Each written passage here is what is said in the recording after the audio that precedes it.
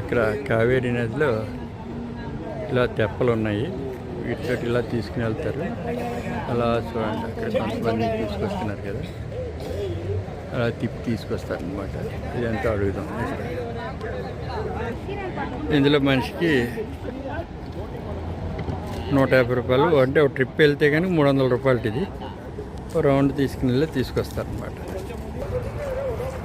హైలెస్సా అని ఇక మనం కూడా ఇచ్చేసి తిరుగుతున్నాం. కొంచెం అడ్జస్ట్మెంట్ కూర్చోవడం వల్ల, ఎందుకంటే మా డ్రైవర్ కొంచెం లావుగా ఉన్నాడు, చేత మెల్లిగల్లా తీసుకెళ్ళమన్నాడు. ఇటు చూస్తే ఇలాగా ఇక మా మేడం గారు మేము అందరం కలిపి ఇందులో ఇలా దీనికి వెళ్తున్నాం. మంచి హ్యాపీగా ఇలా వెళ్ళొచ్చు కదా, వద్దని అన్నారు.